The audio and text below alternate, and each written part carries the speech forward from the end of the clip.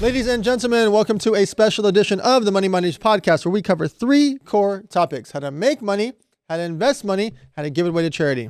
Normally, this podcast is done inside of an RV motorhome. I travel around the country. I've been doing over 200 episodes in that fashion. The podcast today is number 40 in the world out of 5.4 million podcasts because of you guys liking, commenting, subscribing, and sharing. So I appreciate you guys for doing that. We've been keeping this commercial free. I'm spending around $70,000 a month just to keep it commercial free for you guys. We have a 93% listen through rate because of this. We keep these podcast episodes short, sweet, and straight to the point. Why is this one not an RV motorhome? Because we are inside the Amerit Bank Arena. Today, we hosted the Man in the Arena Tour Part 2. At the first one, we had an amazing lineup of speakers, including our guest who's here with us today, who then spoke again for us here in Florida today, literally a few hours ago. He just crushed the stage, and hopefully we'll have him at number 3, number 4, etc. as one of our few repeat speakers. Now, as you guys know, we keep this very focused, very poignant, and the whole point of it is it's not just for you. This podcast episode might be for your friends, family, and followers. It might be for someone from your past, present, and future. So don't just listen to Raul for the things he said for you. It might be for people around you, again, from your past, present, or future. Without further ado, Raul, can you give us the quick 2-minute bio so we get straight to the money? Love it, love it. Thank you, Dan. Man, the 40th podcast of the world. Love it, man. I can't wait for this to be number 1. We're going to get it there. So make sure you click on the link, share this podcast, because we're going to continue to bring value into the world. I don't know if I can beat Joe Rogan, but we're going to try. We're going to try. We're going to try. We like competition. Yep.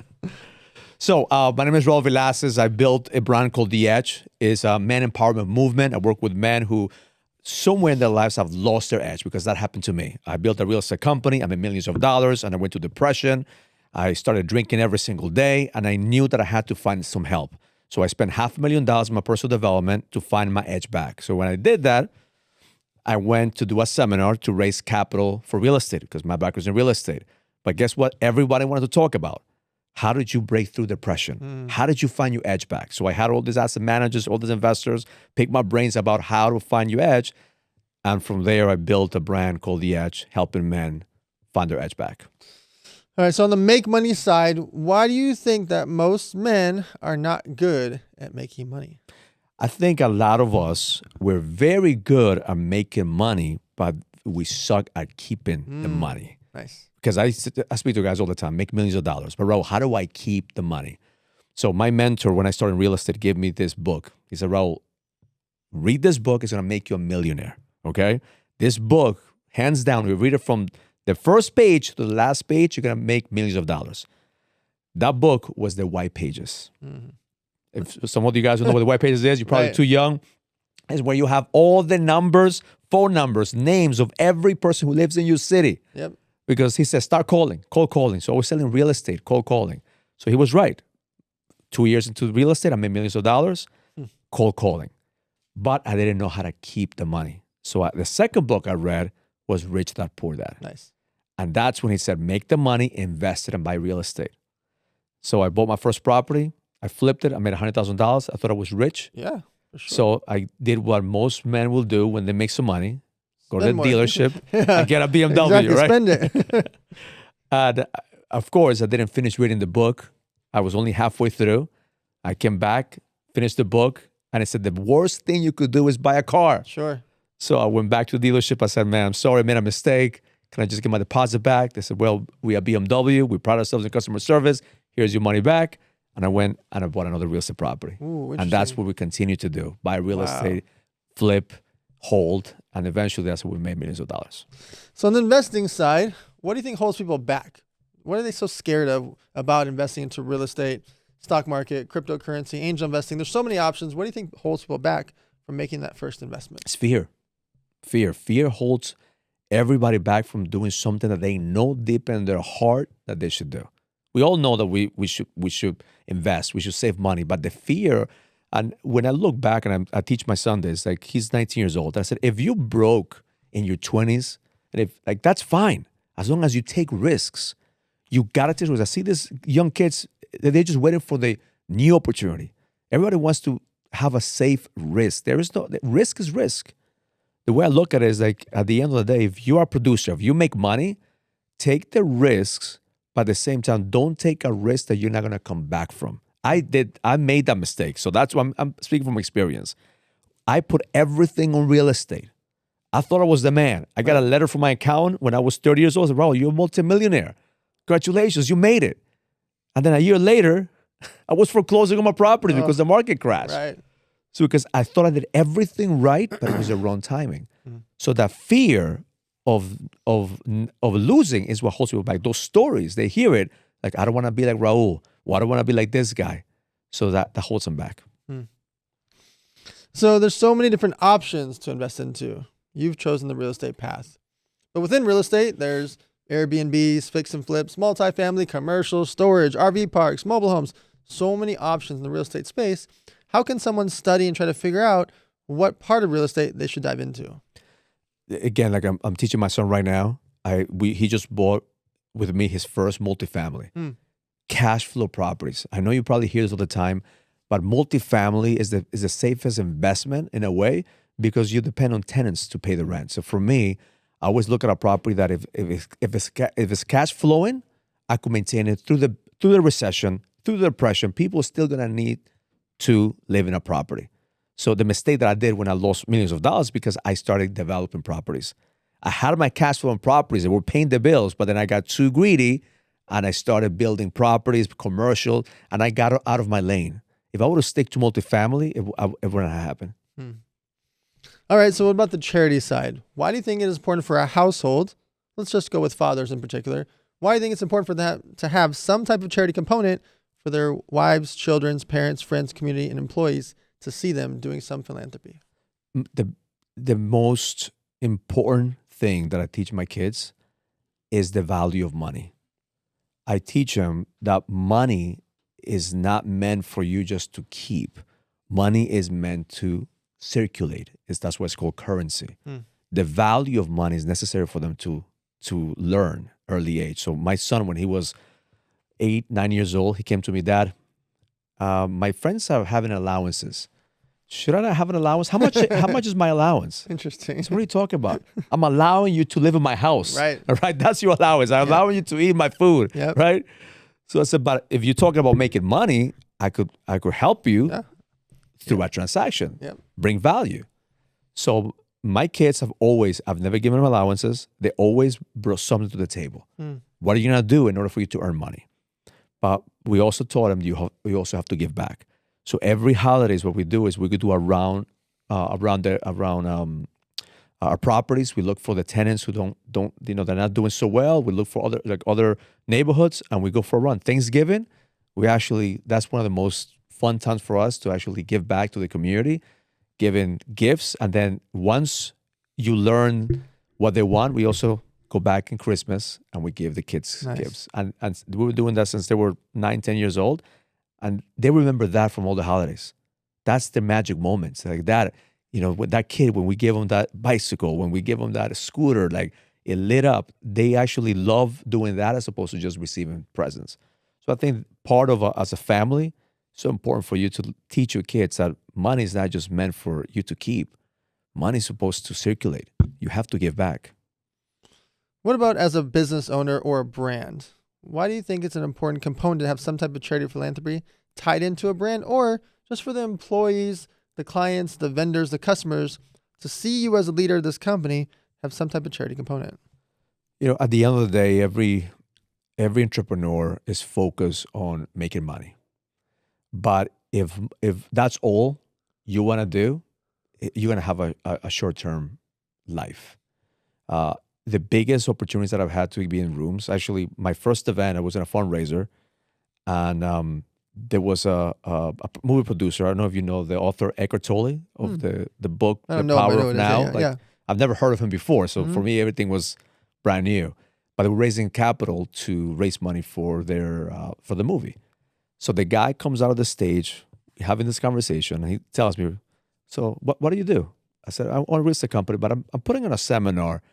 Maybe you want to speak at my event. I could help you raise money." He said, "Absolutely. Here's my card." I had no seminar. I don't know where that came from. I looked at my wife and she was like, "What are you talking about?" I was like, "I don't know. I just came. Like, I'm gonna put a seminar." Like, Now we got a seminar. so I said, "You know what? I'm nobody. The guy probably just forgets about me. He's a big producer in Hollywood." The next day he calls, "Hey, Raul, we met. You know, I'm interested in knowing more about your seminar." All right. Like, I ignore him. He calls me every single day for a week. Come on. And I'm like, I was so embarrassed to call him. I was, "Oh, you're probably not interested." Bunch of real estate guys, very unconscious behavior, not like not like a Cortoli. We drink, like we talk about money. He goes, "Raul, when I met you, something told me that I have to support you. So whatever you do, I'm there." Wow. So I had to put out a seminar. Yeah, for sure. Like, now I can't look bad because Right. that's what I told this guy. So I looked around and I said, "Well, where does everybody go to put seminars?" Las Vegas. I said, "Great, Las Vegas. Let's pick a place." I called the win. I said, "Do you have these dates?"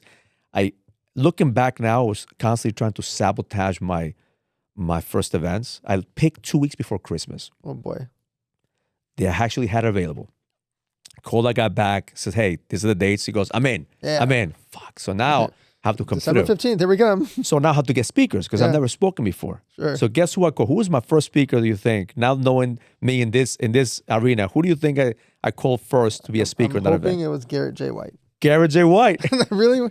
I just met Garrett about a couple of weeks before that event in a stage. Come on. And I said, "Hey, maybe this guy wants to speak at my event." I called him up and said, "Hey, I'm going to have an event in Las Vegas. Would you come down to speak?" He goes, "It's just so happened. I have an event there, so I'll be there too." Wow. Fuck. So now, see, all these worlds are colliding, right? Serendipitous. Yep. So at that event, one of the things that we had to do is I took them, the attendees, to a hospital for Christmas to visit kids that had cancer, that had an illness that they were hospitalized. Sure. That was the most impactful thing that we could have done. We took a couple of hundred people into the hospital giving gifts. Wow. Like imagine Garrett, Yeah, for sure. like interacting with kids, all the speakers. And that event created such a magical pivot in our lives that every speaker wanted to support me because I had that component, the component of giving back, the component of actually doing something, not just a seminar, not just like let's change our lives, Right. but now we're actually going to do something for the community wherever we went. All right. So there's only one question I've asked on all 200 plus episodes, and I've never gotten the same answer before. Hopefully, it's not until 100 or 200 years from now when you finally pass away. What percentage of your net worth do you leave to your children? I look at net worth not just in money. My net worth that I would like to think that the value is more the time. We're empty nesters now. My wife and I, we looked at each other like people say I'm empty nester because my kids are in college. They moved out. But I feel like a full nester. I don't know if that's even a word because we gave time to our kids. We spend time with them. But I want to let my kids know that they can depend on me to provide for them. They have to go there and create their. I'm going to provide opportunities. I'm going to create. I want to live on an opportunity for them to create, but I cannot stop them from doing their own lives. Yeah. So my kids know, like when my dad leaves, that's it. It's done. That's it. I want them to know that they have to work to create their own legacy. Yeah. I want to create my legacy, but they have to create their own legacy. So ideally, I would like to give my kids the net worth of knowing their value, their capacity to produce, but at the same time, the opportunity to provide for themselves. So where can people find you on social? Where can they find The Edge? Where can they find everything about your ecosystem? I'm very active in Instagram. They could just send me a DM on Instagram, Raul The Edge. We also have a podcast. We did a podcast actually a couple months ago. It was great. Got great feedback, the King's Code podcast. But right now we're focusing on supporting the movement of the men of the arena. I want to see this event with 10,000 men. Amen. That's my vision, 10,000 men. Yep. So I know it's coming. And I know we're going to need every single one of you to start supporting because it's not about competition. There is billions of people in this world. Sure. Men are dying every single day because they don't have a brotherhood. They don't have connection. I am convinced that the reason that God put Garrett and I together is for moments like this. We're creating a movement, a global movement, that men going into the arena to find their edge, to get this shit together. Because I believe that this is the moment that men need to fucking step up and lead. because you are the fucking problem, but you're also the solution. Appreciate you for being here. As you guys know, these podcasts, it's very important for you to like, comment, subscribe, and share. When you hear the things today, there might be someone in your life that you should forward this to, and it might not just be today. You might think back on this episode 2-3 weeks from now, 2-3 months from now, and want to forward what Raul said. So check him out on social media, Raul with the Edge. Make sure to like, comment, subscribe, and we will see you guys next Monday here at themoneymondays.com.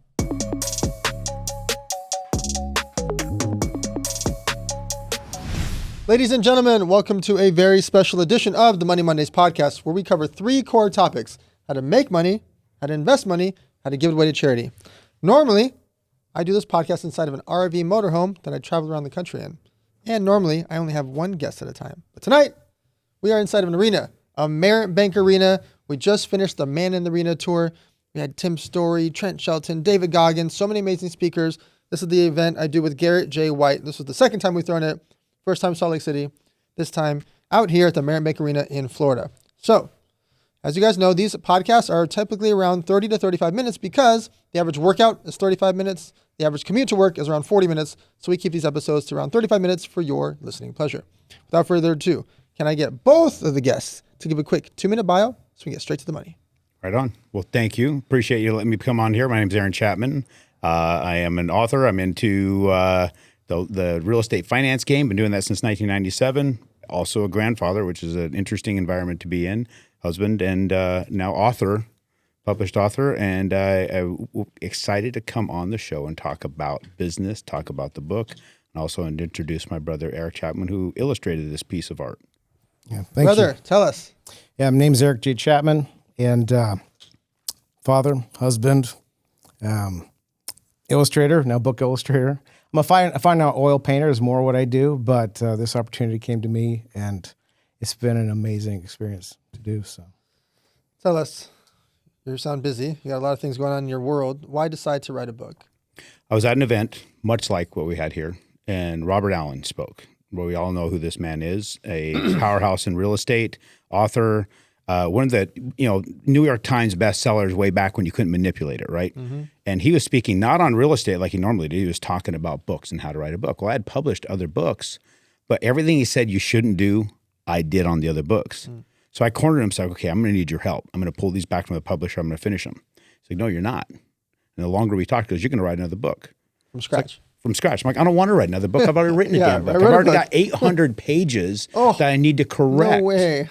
So what I had was I had this crazy idea. I had my 800 pages. Another publisher read it, said, nobody gives a shit. Make something that somebody will give a shit about.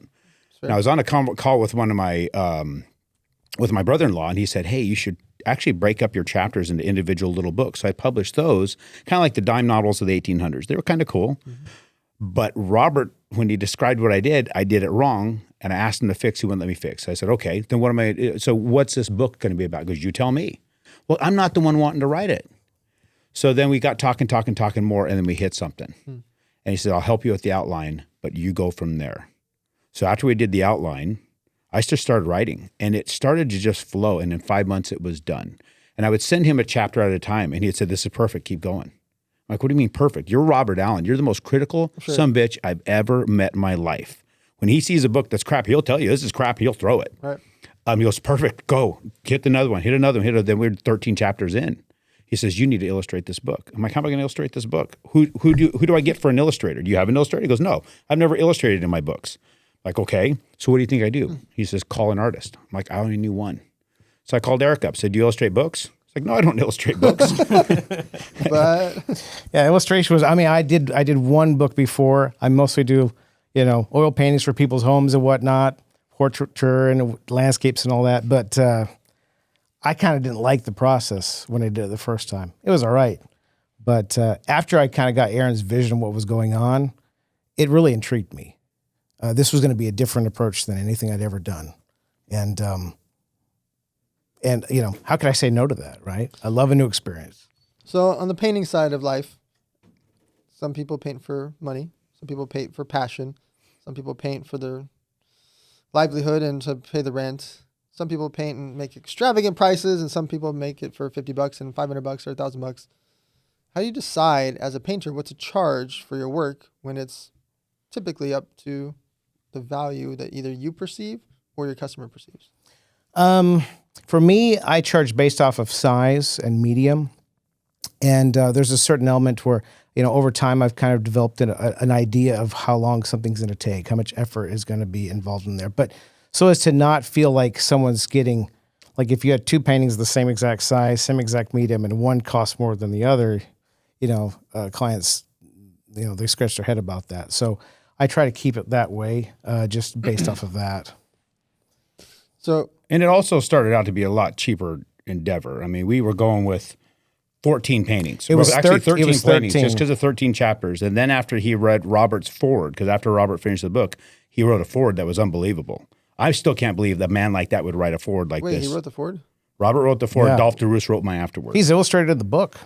So then Eric, we were driving down the road to my dad's place. I said, you should illustrate the foreword. He's like, what do you mean? I was like, no, do the same thing you did with the chapters. He took like the illuminated manuscripts from the 1300s, the religious books, and he rednecked it up for the cover of every chapter. So every chapter when you read it, it's painted into the cover art for the chapter.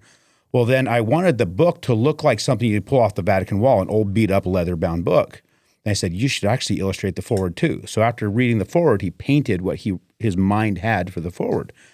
Well, then we went to find an editor. And his wife is a professional editor. She was too busy. She says, hey, call these 3 guys. I reached out to them and said, hey, I've got a book that Robert Allen wrote the foreword for, and I need somebody to edit it. Like, oh, Robert Allen wrote a foreword. We'll take a look at it. But then they started bastardizing my book. Oh. They would rewrite it to how they would write a book. I'm like, that's not my book. Well, that's how I edit. I'm like, well, then you're not my editor. So I called another guy. You may know him, Alan Stein Jr. He wrote Raise Your Game and Sustain Your Game. Yep. I'm like, buddy, I need some help. I need an editor whose balls are attached and not there for decoration. He's like, what do you mean? I said, every editor I've talked to wants to bastardize my work. I need somebody who will dig in and just do it how I did it. He gave me a name. So I reached out to this guy. He goes, send me the manuscript. The guy read it within a week, got back to me, goes, I'll publish your book. Wow. It's like, what do you mean publish my book? I mean, you're an editor. He goes, and then he sent me his information. He was a CEO of a publishing company. Wow. He says, this book needs to get published. Not everybody's going to like it. Not everybody needs it. But the people who do need it badly. What's the title of the book? What's the name of it? Redneck Economics. Explain. It's basically the economy of an ass beating. Just like Goggins talks about, just like White talks about, just like what you talk about. Life is a series of beatings, and it's going to sort you.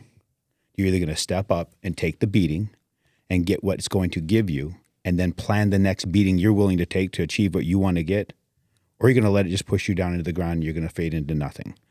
This is me giving people the formula to plan the beating you're willing to take. And being that we both grew up cattle ranching together, we've been through the beatings and how it is to be successful in that type of environment, really any environment. And it was me taking those values and applying this here. And then other people putting their name behind it. Robert Allen, Dolph DeRoos, that publisher, and other people who have read it and put their endorsements on that, to me is monster. And I still sometimes can't believe that they would put their name behind it. But now we're out trying to, and yourself, allowing us onto your podcast to talk about our work that we pray has a dent just in at least one listener's life. Yep. So we talked a little bit about the making money side. Let's talk about the investing side. Once someone starts to make money in their career and they want to invest into real estate, how would they decide, I'm going to invest into Airbnbs, or I'm going to buy short-term fix and flips, or I'm going to buy multifamily or commercial or storage units or RV parks? There's so many options. What would you say to someone on how to figure out what might be right for them? See, I'm talking to the individual and find out what's the point. Why do you want to get into investing? What's investing going to do to you? A lot of times people think that when it comes to real estate, it's a very passive thing, just like going to the stock market. I put a down payment, closing costs, and it just pays you money. I was like, no, you're now becoming a business owner. This real estate is a business. You have to create the business. So instead of selling them on, hey, go to this guy and get the real estate and I'll do your financing, I'm like, let's dig down to where you're heading. And most of the time it's because people want to leave a legacy to somewhere. A legacy has been defined as money, but it's actually leaving behind a process, systems, thought processes, leaving behind what you did to create that. So I take them all the way to bedrock. Let's figure out how you're going to put that capital together. Let's get your entities in place. Get your trust. Get your holding company. Let's start the LLCs and let's start working on the financing for that. But let's understand what's going to create the most value in the real estate itself, right? You can go all kinds of directions, as you just said. But let's look at what I believe is the most valuable per square foot real estate, which is a single family home. They're not making much more of them. It's becoming scarcer and scarcer and scarcer. And if I want to get my tinfoil hat on, we can go all the way back pre-crash and all the things that have happened that led to the hedge fund that hold the bulk of the single families out there are turning our society into a subscription-based economy. If they don't get in on that subscription providing part of it, then they're going to miss out. So I want to get people into that part of it because it's easiest to get into, easiest to get out of if things get bad. But also understanding that is the biggest value, and that is the leverage itself. We have grown up in an environment where people want to tell you that the mortgage is debt and that you're going to be beholden to this thing for 30 years. So put extra in and pay it off. Do the debt snowball. And I'm trying to tell them to stop. Quit listening to that. That's the banking world trying to program you. When you have an environment where somebody's willing to come in and give you 80% of the capital for your business, right, but take no stake in the business, let you keep that business, yet somebody else pays them back at a small percentage every month for the next 30 years, and you get to keep the asset that appreciated, you get to keep the asset that somebody else paid off, you get the tax benefits, you get the cash flow, who wins? It definitely ain't the bank, and it sure as hell ain't the renter. The other thing that's awesome about the bank, what people don't understand, is that you're paying it back with the US dollar. I like to illustrate something to people with this. Let's go back 30 years ago. It's actually a little more than 30 years ago. I walked to my first Taco Bell in 1994. It's Moses Lake, Washington. I bought 2 crunchy tacos, 2 bean burritos, and a drink for $1.99. What does that cost right now? Now, you probably don't go there, right? Somebody in this room might know, but right now it's $14 for those items. For 2 tacos and what? 2 crunchy tacos, 2 bean burritos, and a drink. It's $14. It was $1.99 back then. Of course. In 30 years, it swung over 800% in the buying power of the U.S. dollar. 800%. In the buying power of the U.S. dollar. And it's not because they made bigger burritos and bigger tacos. And it's not because, RFK Jr. now discovered it's a senior superfood and he's telling the whole world. It's because the dollar's buying less. I'm going to pass this to you. Tell me what that is. Well, it looks like a Susan B. Anthony, but it's gold version. It's a gold Liberty. And it tells you the denomination on the back is an 1888 gold U.S. gold coin. Tells you how many dollars it's for. I don't see it. It's in the band, kind of. It'll tell you it's $20. It's kind of hard to read on that one. Yep. That means it's the same as this. Will this buy that? Will the $20 buy a $20 coin? Yeah. Will it buy that $20 coin? This $20 coin? Not today. What's the price of gold? Gold, a lot. It's over 4,000. 4,000. This $20 won't buy my socks. But in 1888, actually up until the early 1900s, that gold coin would get you a hat, a hand-tailored suit, a shirt, a tie, a pair of socks, and a pair of shoes. Like I said, this one would buy my socks. So why is it that $20 is not this $20? What's interesting about a loan to people to be able to buy real estate, you get to pay it back with this, not that. So that means when you get a $200,000 property and you put 20% down, you're financing $160,000. You're paying them back every month for the next 360 months. And the math tells you you're going to pay $420,000 for that $160,000 loan. But when you look at what's happening to this, you're actually paying $152,000 or less. You pay back less than what you borrowed. So that's why the banking world has convinced people you need to pay it off faster, that you need to do the debt snowball, and that you need to take your extra cash flow and pay them back. They want their money back faster so they can put it into somebody else's hands. The longer you take to pay, the less you actually pay. And when you refinance for rate, you're being taken advantage of because it's not about the dang rate. How much is that coin now?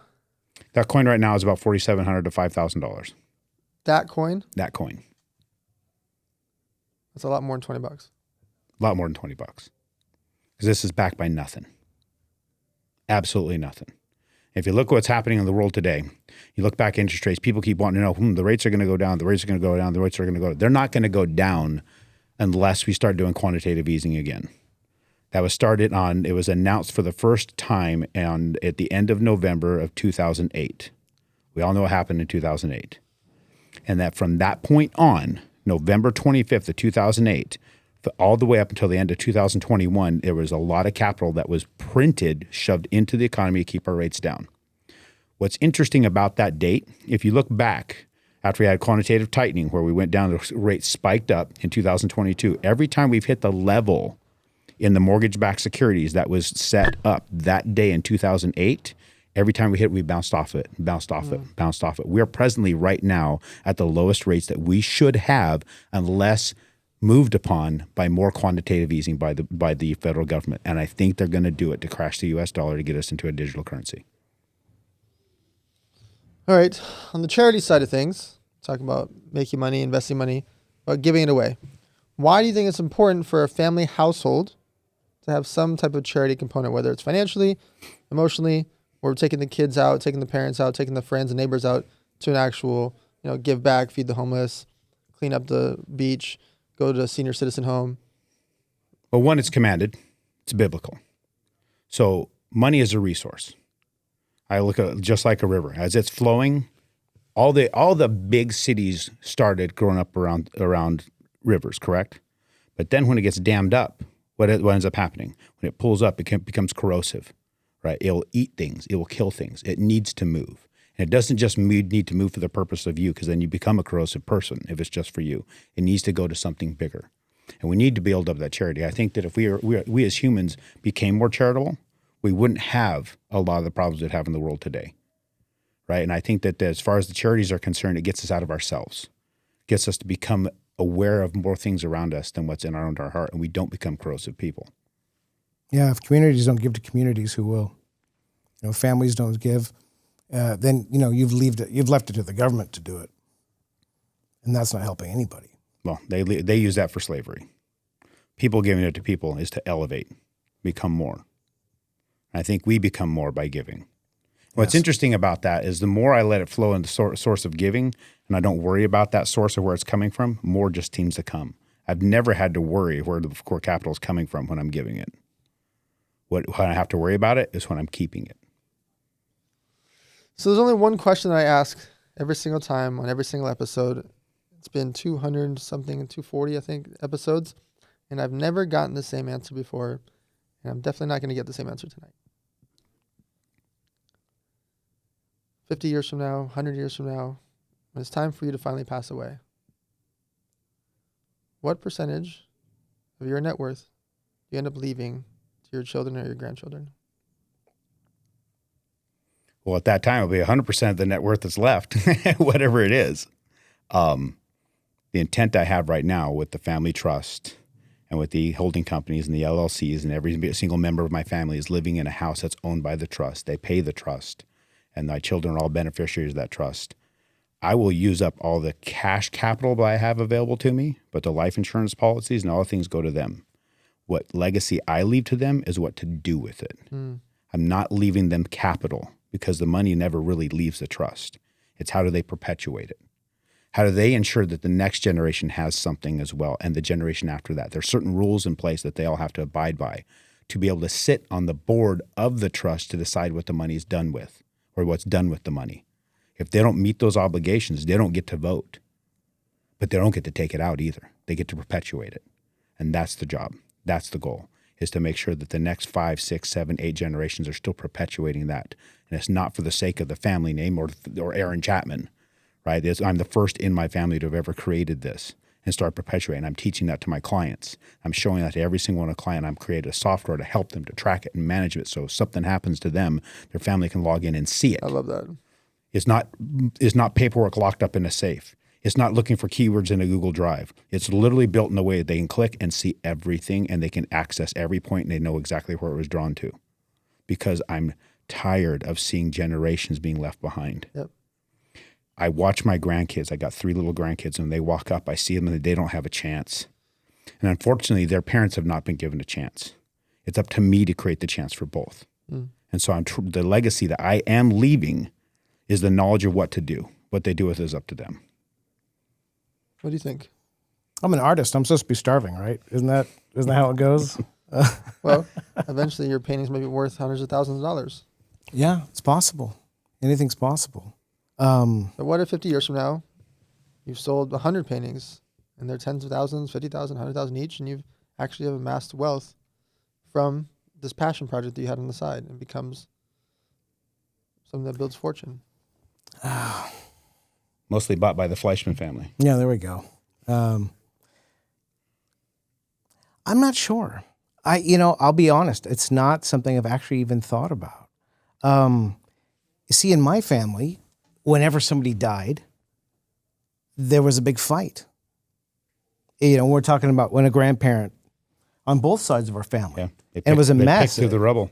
My father right now, he's just coming to us directly and saying, you want this? You want that? You want, And so it was kind of one of those things where it was, in my mind, that thought was kind of a pariah.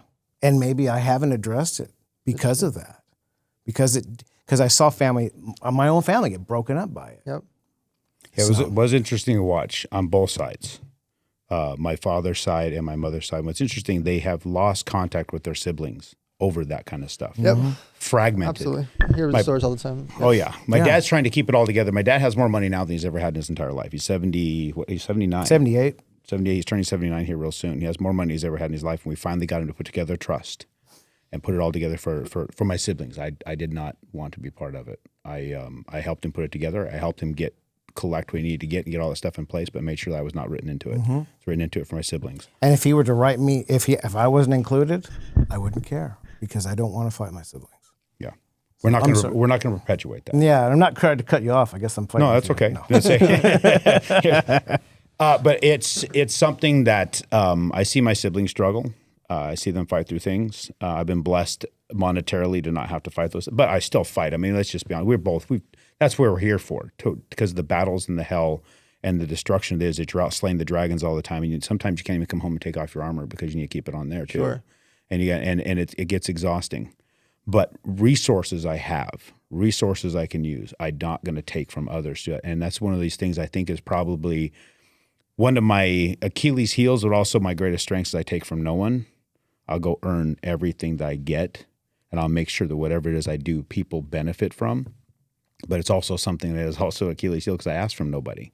I will suffer. I will walk 100 miles for a call for a ride. That's true. And I don't let people's lives be blessed by helping me, and it's wrong.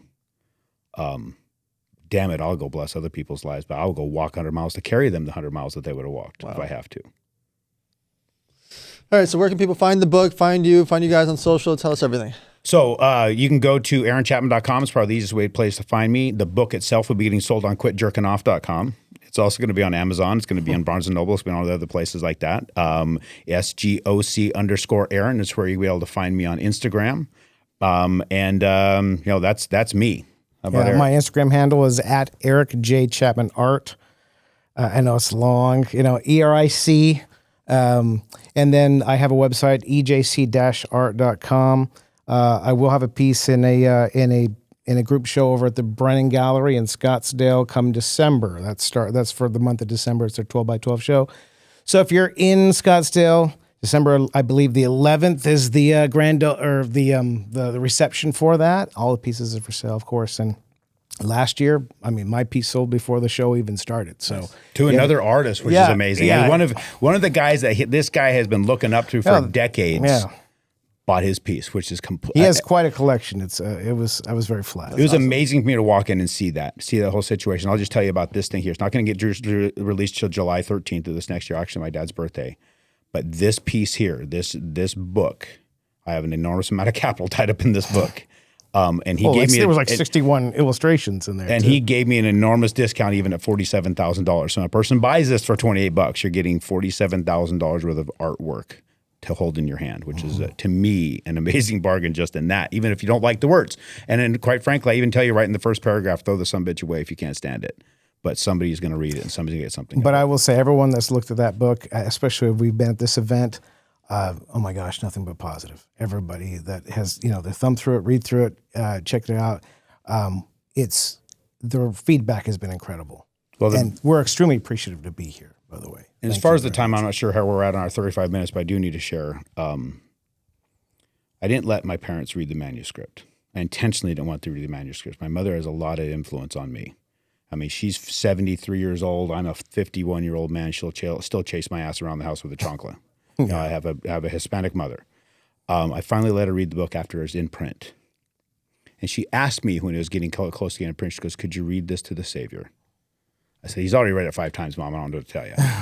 She finally approached me after reading. She goes, yes, you can. And she goes, let me tell you one more thing. I wished I had this to give you when you turned 8.